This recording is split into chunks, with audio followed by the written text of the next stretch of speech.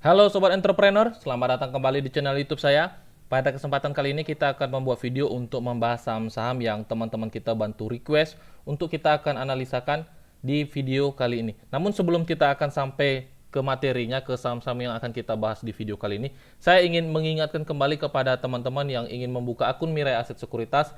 Teman-teman dapat kontak saya, nanti link WA saya akan saya letakkan di deskripsi. Jadi ketika teman-teman klik linknya itu, nanti teman-teman akan langsung berkomunikasi dengan saya.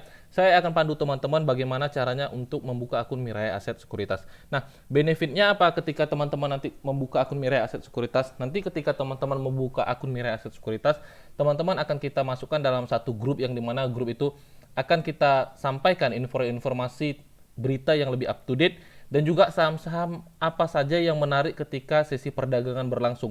Jadi nanti ketika teman-teman membuka akun Mirai Aset Sekuritas di bawah saya langsung, nanti ada dua grup yang kita akan buat seperti ini, yang dimana satu grup kita akan buat khusus untuk kita bisa saling berkomunikasi, kita bisa saling sharing, dan juga satu grup yang VIP Think Big ini adalah grup yang dimana saya hanya bisa yang untuk memberikan informasinya. Jadi di grup VIP ini teman-teman nggak bisa sharing atau juga berkomunikasi, karena di sini saya biasanya men-share informasi yang up to date. Saya akan share di VIP grup Think Big ini. Jadi seperti yang teman-teman perhatikan, saya akan lebih aktif di grup VIP ini, dan seperti yang teman-teman perhatikan, kita juga kemarin make money di saham AMRT dan juga MTEK dan bahkan BBRI gitu. Jadi pastikan juga teman-teman bergabung bersama kita supaya kita bisa sharing bareng dan juga belajar bareng teman-teman. Dan seperti yang teman-teman perhatikan, kita di sini selalu terbuka untuk kita saling sharing. Bahkan di sini teman-teman perhatikan, saya selalu berkomunikasi dengan nasabah-nasabah kita untuk sering-sering sharing gitu. Jadi di sini seperti Kak Mariami kemarin kita coba entry di AMRT, dan saya perhatikan ada sesuatu yang kemungkinan besar akan terjadi pembalikan arah, dan saya langsung suruh Kak Mariami kemarin itu untuk melakukan cicil jual saham AMRT, dan benar aja saham AMRT di perdagangan kemarin malah ditutup stagnan, tidak naik dan tidak turun di sini seperti yang teman-teman perhatikan. Jadi fungsi benefitnya ketika teman-teman trading dengan Mirai Aset Sekuritas bukan hanya karena teman-teman dapatkan informasi yang lebih up to date daripada saya, tapi teman-teman mendapatkan suatu fitur yang lebih bersahabat dan lebih enak untuk digunakan teman-teman. Kalau teman-teman perhatikan, bahkan trader-trader profesional itu lebih banyak menggunakan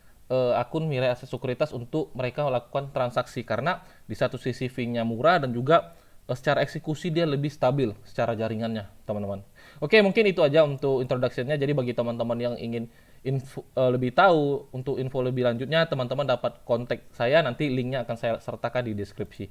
Nah, di sini juga seperti yang teman-teman perhatikan, saya sudah coba rangkum saham-saham apa aja yang ingin saya bahas di video kali ini. Memang saya nggak akan buat video untuk membahas saham-saham apa aja yang bisa dijadikan referensi, karena dengan kondisi indeks kita yang sekarang, tentu saya hanya akan lebih fokus ke teman-teman kita yang ada di grup WhatsApp. Dan di sini teman-teman perhatikan, saya udah buat juga VIP 10 Juli 2022, dan nanti saya akan buat videonya khusus juga hanya untuk nasabah-nasabah kita yang berada di grup WhatsApp yang bisa melihat video YouTube tersebut. Jadi nanti satu video saya hanya akan buat secara privat, dan itu hanya bisa dilihat oleh teman-teman kita yang berada di grup WhatsApp gitu. Jadi saham-saham yang referensi saya akan coba lebih utamakan kepada nasabah-nasabah kita yang berada di grup WhatsApp, karena dengan kondisi indeks yang sekarang tentu kita harus lebih fokus kepada teman-teman kita yang berada di akun Mirai Aset Sekuritas. Nah, di video kali ini teman-teman perhatikan ada beberapa saham yang ingin saya bahas. Kita akan langsung saja.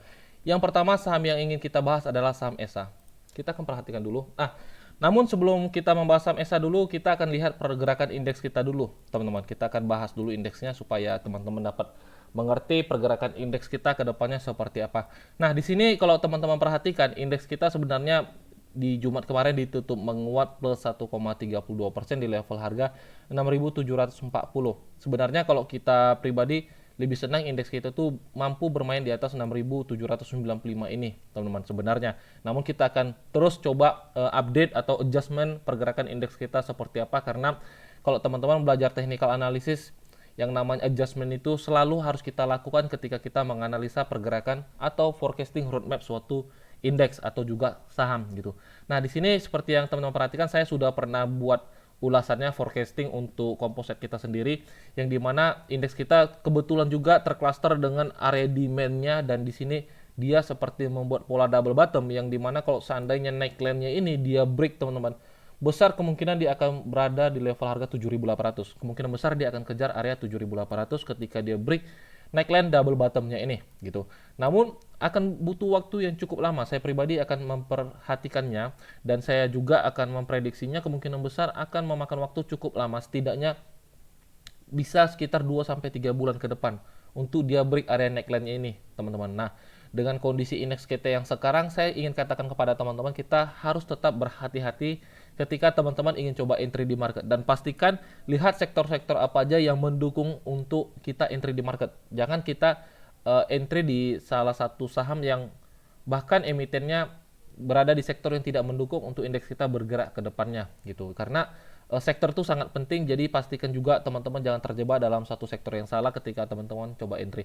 Dan dengan kondisi indeks yang sekarang, saya ingin beri masukan kepada teman-teman, jangan coba-coba ketika entry follow the trend, ambil menggunakan metode follow the trend, karena sangat berisiko dan indeks kita juga nggak mendukung kita ketika teman-teman entry dan menggunakan metode follow the trend gitu.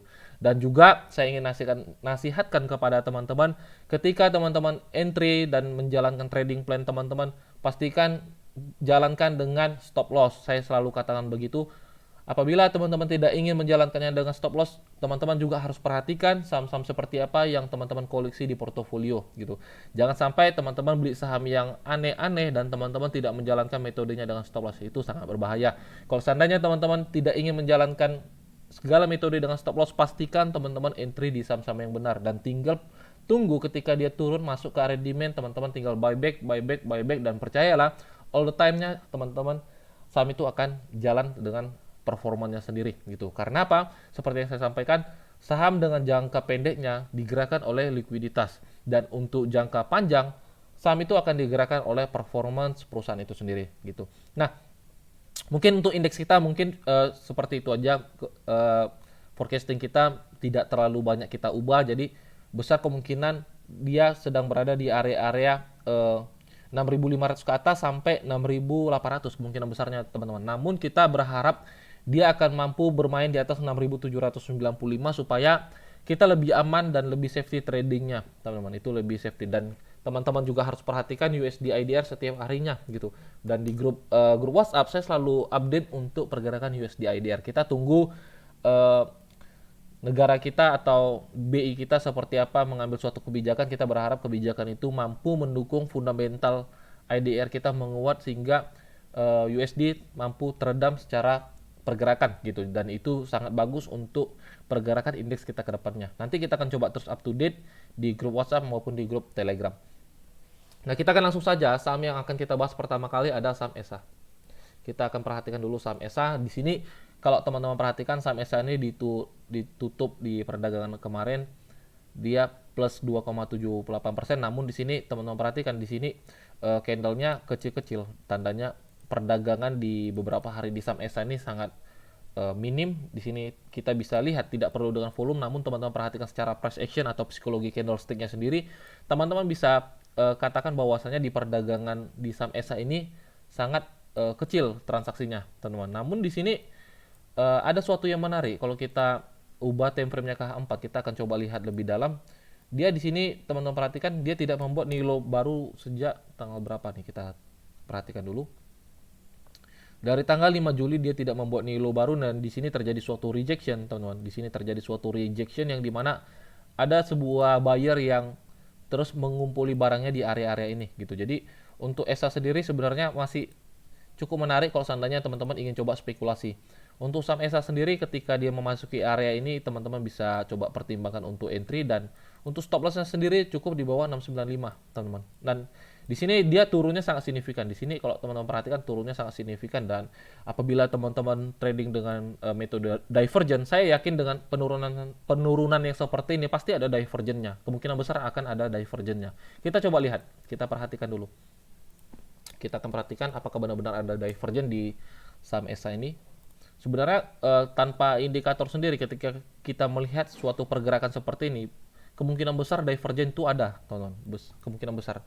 kalau teman-teman sering pantau market, pasti teman-teman akan terbiasa melihatnya tanpa indikator gitu. Nah, kita lihat dulu apakah benar ada divergence atau tidak. Nah, di sini kalau teman-teman perhatikan benar aja ada divergence, teman-teman. Di sini ada divergence nih. Nah, ya kan?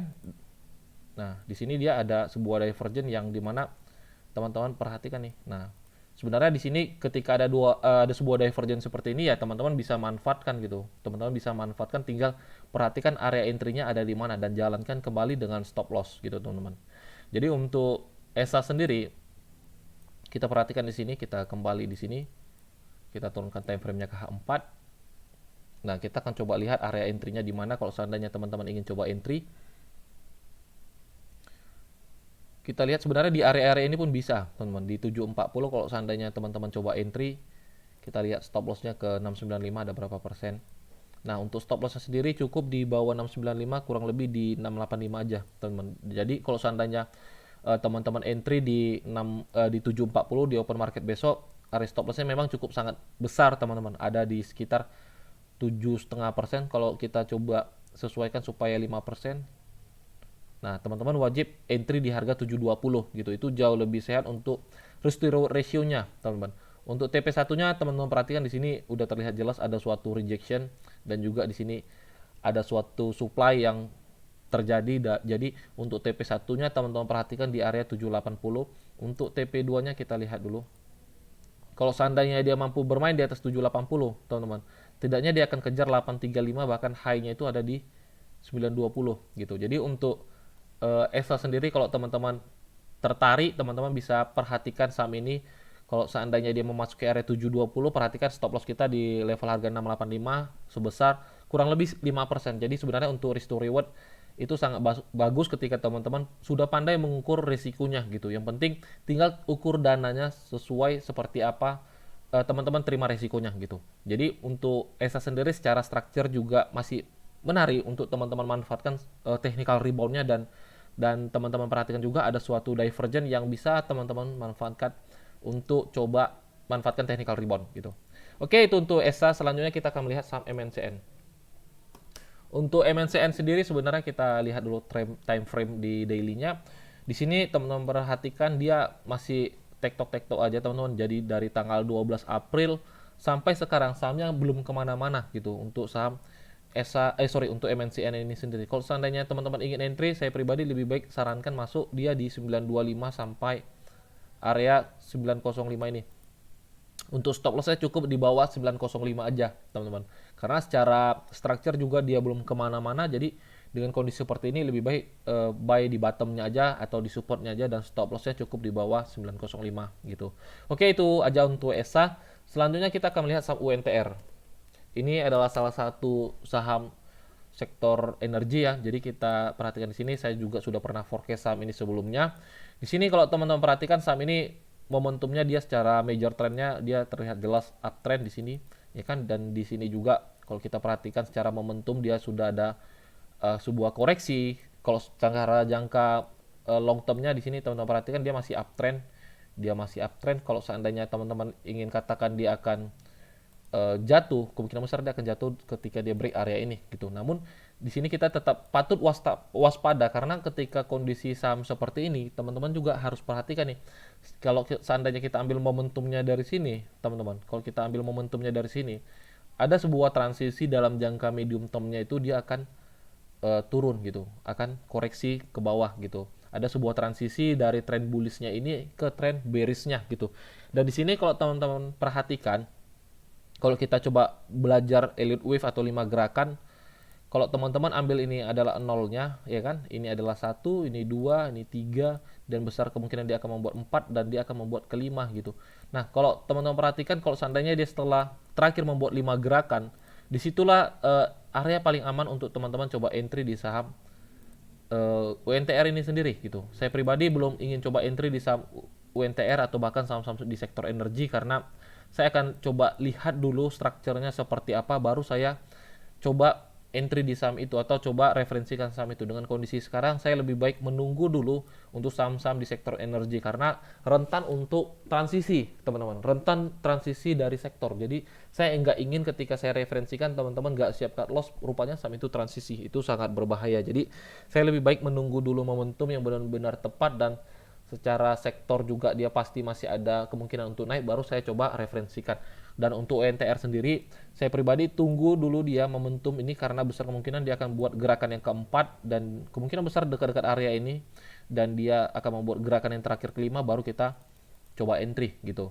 Jadi untuk UNTR kita lebih prepare untuk wait and see dulu, tunggu dia pembentukan gerakannya yang kelima ada di area mana, baru kita coba pertimbangkan entry kembali di saham UNTR. Nah, selanjutnya kita akan melihat saham Unilever. Untuk saham Unilever sendiri, seperti yang teman-teman perhatikan, dia momentumnya di bulan Mei kemarin naiknya sangat signifikan, namun setelah itu sahamnya hanya sideways, teman-teman. Dari tanggal 12 Mei sampai sekarang sahamnya hanya sideways. Kita hapus dulu gambarnya, kita ulang lagi gambarnya supaya terlihat lebih sederhana dan teman-teman dapat mengerti. Di sini kita jadi bisa asumsikan bahwasanya di sini sahamnya sedang sideways, teman-teman. Dia sedang sideways, dan kalau seandainya saham ini benar-benar break, teman-teman, dia benar-benar break, sebenarnya dia high-nya itu ada di sini. High-nya dia ada di sini di 5090 sampai 5100 nih. Karena apa? Di sini teman-teman perhatikan. Nanti teman-teman kalau sering-sering lihat market, teman-teman bisa asumsikan sendiri seperti itu. Jadi sebenarnya high-nya itu dia ada di sini, teman-teman. Ini false break-nya.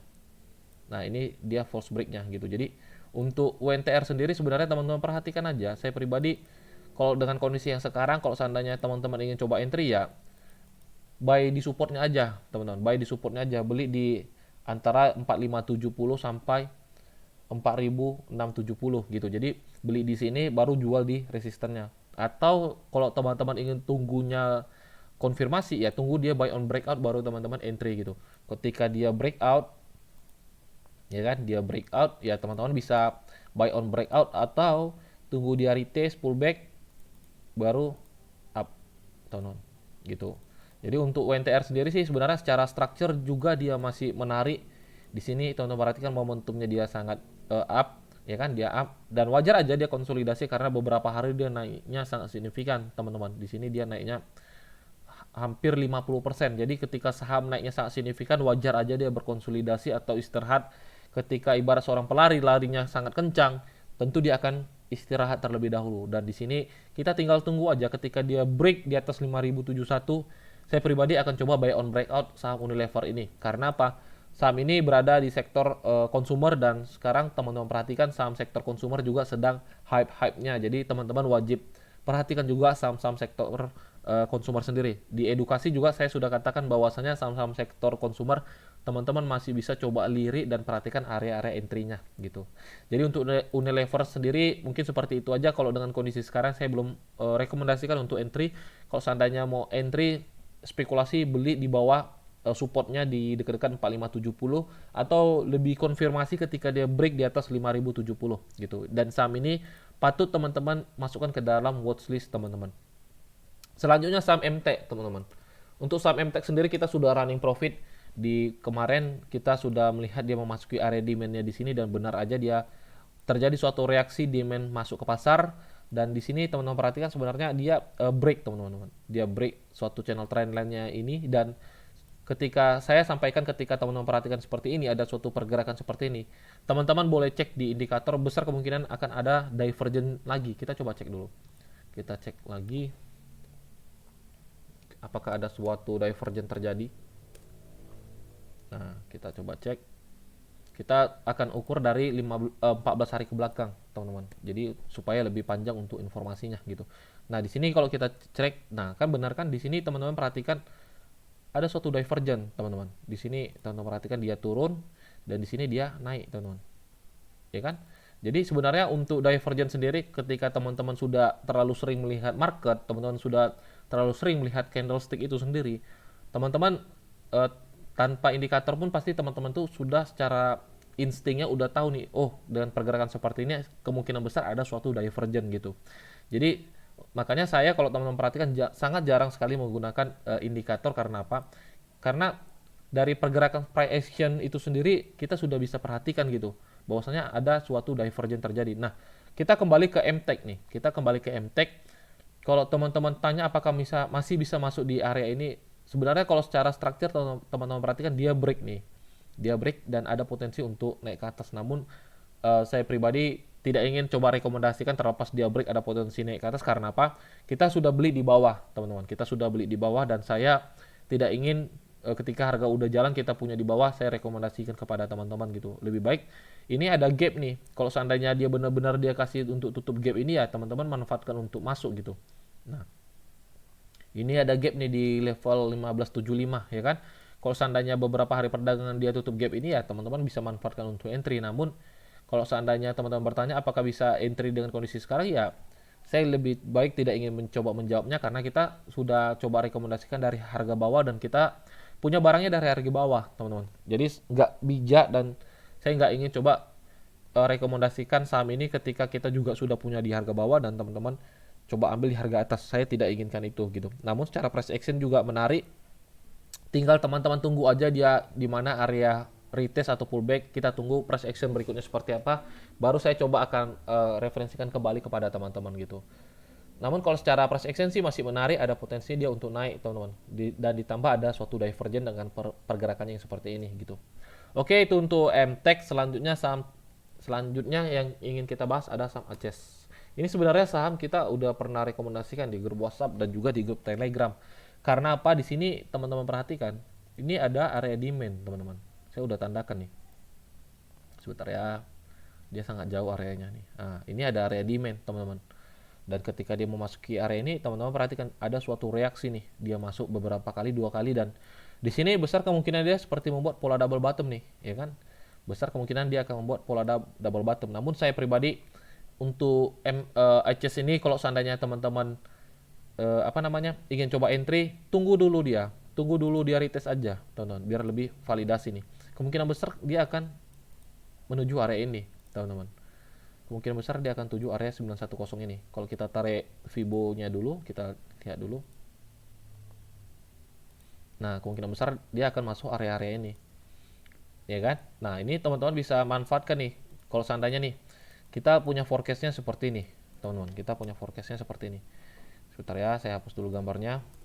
Nah, kita punya forecast-nya gini, dia break. Kalau seandainya teman-teman punya di area bawah ini ya, teman-teman tinggal hold aja. Kalau teman-teman belum punya barangnya, lebih baik tunggu dulu dia masuk dan sentuh satu banding satu dari double bottomnya, dia retest, ya kan?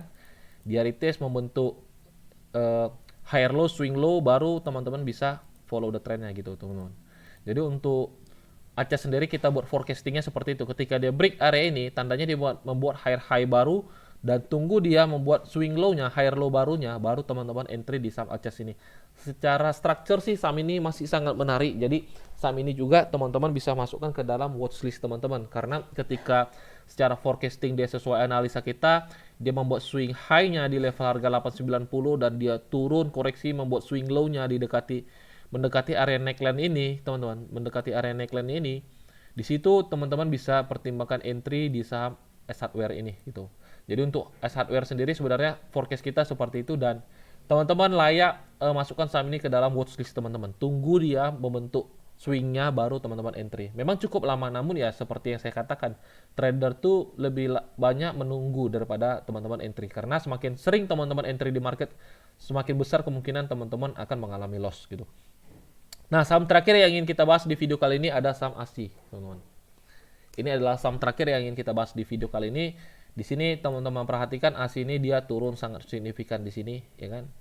Dia turun sangat signifikan di sini dan dia sangat jatuhnya sangat signifikan di sini. Teman-teman perhatikan di sini dia sangat signifikan dan di sini kalau teman-teman perhatikan dia ada gap, teman-teman. Dia ada gap.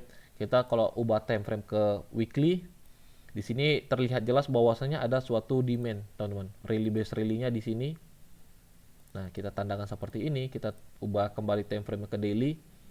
Nah, di sini teman-teman dapat perhatikan di sini ada demand yang bisa teman-teman manfaatkan nih. Kalau seandainya teman-teman ingin coba entry di saham Astra, tunggu dia memasuki area ini, teman-teman. Tunggu dia memasuki area-area ini, baru teman-teman bisa pertimbangkan untuk entry di saham Astra ini. Sebentar ya, kita adjust dulu seperti ini dia. Nah, tunggu ya, kita adjust dulu. Nah, ini dia areanya, teman-teman. Oke, ini dia.